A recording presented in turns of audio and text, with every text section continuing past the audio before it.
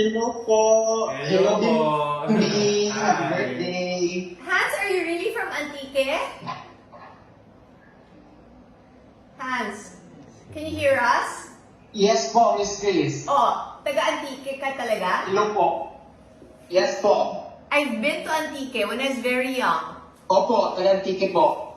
Yes, and what part of the government do you work for? Anong branch? Sa ano po, sa Institutional Commission po. Ay, nawala ka. Sa, Hans, bumalik ka. There, okay. Ano? hello po. Saan ka, Hans? Saan ka nagtatrabaho? Sa Commission on Elections po. Ay, Ate bumalik! Chris. Okay. Oh, Opo. okay, so, Hans, do you live with your family? Opo, kasama ko po yung nanay at tatay ko sa bahay po. Ang ganda ng wall ninyo, ha? Ano ba yan? Tiles? Tiles po. Nice. Okay, so, are you an only child? Tatlo po kaming magkakapatid. Ako po yung pinaka-bunso po. Ah, okay, so, yung panganay ninyo, ilang taon? Siya po ay mga 36 na ata, 36 years old po at may sarili ng pamilya. Hindi ka sure sa edad ng kapatid mo. Tapos, Hindi po. oo nga, hindi kayo close. Oh, tapos yung next na kapatid, ilang taon? 33 po. Tapos ikaw. So medyo Tapos ako malaking na po. gap, 7 years, di ba? Opo. Pwedeng magtanong na yung ikaw na lang ang natira na kasama ng parents? Opo, ako na lang pong kasama nila sa bahay at yung kapatid ko naman na babae is nandito na rin po sa kabilang bahay lang po, malapit lang sa amin. Oh, At yung okay. isa po, may pamilya, yung lalaki po, may pamilya na po siya. Yung lalaki, parang wala siyang pangalan. Pangalanan mo naman yung mga kapatid mo. Anong name ng brother mo? Ay, yung brother ko po is yung pinakamatanda is siya po si Onyx, lalaki po. Aha. Tapos, yung second is si Diadema po, Diadema. Ah, parang At ako po, Tapos ikaw, Hans. Hans lang po yung pangalan po. Hans? Anong na-feel mo nung tinawagan ka namin na napili ka? Ay, nawala na naman siya. There. How did you feel nung napili ka namin to be one of the winners for 10,000? Nawala siya. Super happy po. Super happy talaga. Okay. And, nag-share ka ba sa mommy mo or sa daddy mo? I'm planning po na to give po sa church namin po. Ay, how nice. Anong church ninyo? We are from the Iglesia Filipina Independiente po or the IFI. Mga Aglipayan po. Ah, okay, got it. Yes, how nice. So, what did you finish in school? Anong course? I finished po Bachelor in Special Education po. Wow! Major in Teaching Children with Mental Retardation. Ay, ba't ka nag-comment? Hindi po ako ayaw ko mag-teach, parang ganun po. Nababaliw ako sa'yo. Ang hirap ng course na tinake mo, pero hindi mo tinuloy. Oo, kaya nga po. O sige, bahala ka na lang. Hans, Hello, Bing. Hello po. Hans, alam mo kasi, we just chose people na pwede kong makausap, na pwedeng ma-upload namin. And since you are the last that I'm going to be talking to tonight, I'm sorry kasi I am not feeling so well.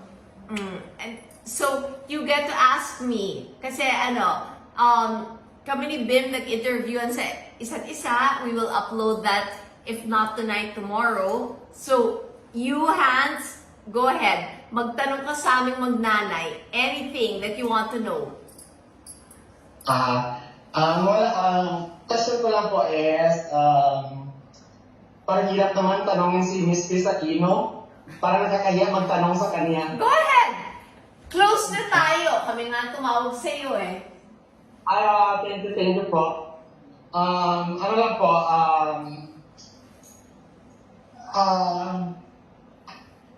katulad din po ng tinanong ng previous na in-interview niyo sa Facebook, nakita ko na po kasi. Love life din po. What about love life? Are you now ready? After the acceptance po, ready na po ba? At payag ba si Windy na mag-go na sa next relationship or what? You have to wait for that kasi sinagot yan ng buong buo. So, kailangan maghintay dahil maraming revelations doon. Pero magbibigay ako ng teaser doon. Okay po.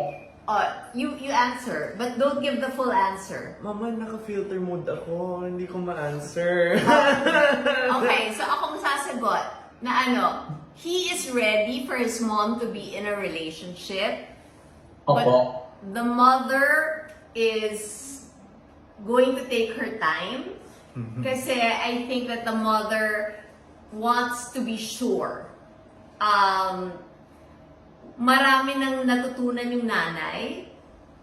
Pero ikaw tatanungin ko, Hans, dahil mukhang since follower kita, Opo. you deserve an opinion. Do you feel that I should be in a relationship?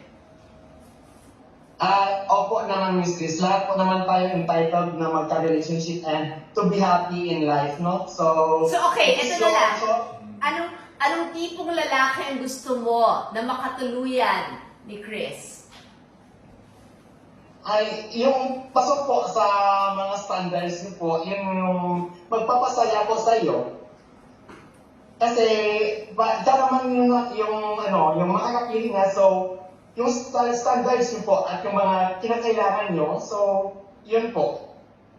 So, basta magpaligaya ako, tatanggapin ninyo. Opo, kahit sino pa naman yan, kaming mga followers mo as subscribers, approve po. I love you. Thank you for saying that. Kasi, yun ang kinakatakutan ko kasi baka i-bash nyo lang. Hindi po kami magbabash kasi po, kami po ay mga followers. Ako po ay #1 fan niyo po. I love you. Thank you so much. Thank you. Okay, so, ngayon, mas nabigyan ako ng confidence kasi natatakot ako na aawa sa kanya kung aapihin lang siya. So, Okay lang, Miss Chris. Meron na, Mama? wala pa, just in case. Okay. Bim! Wala! My God! Agad-agad? Bim naman! Kagabi lang. Okay, Kasi what? you said siya. Siya! Ako, In the future or present? Nawala tuloy siya. Na-bring out tuloy sa ating dalawa. Hans, you pause it again. Anyway, Yes po. Oh, yan. Hans, don't worry. Ito yung I feel that my life has been an open book for so long. Pero I also feel that if ever there will be someone, lahat tayo maghihintay ng at least 6 months bago nyo makilala. Dahil kailangan makilala muna ni Bim at ni Kuya. And kung Bim approved, then okay na. Doon ko ipapakilala sa inyo kasi syempre sa inyo, as important as you are to me, importante talaga na makasundo ni Bim. Kahit sino, Mama. As long as you're happy. Parang ako, I'm your number one Yes, fan po. din. Oo, diba? Ako yung closest fan ni Mama, no? That's the sweetest, honey. You're the sweetest mommy. No, you are the sweetest. Thank you very much, Hans. And sisikapin nating makakilala ng magpapa-happy. And you also, Thank you for Please be happy.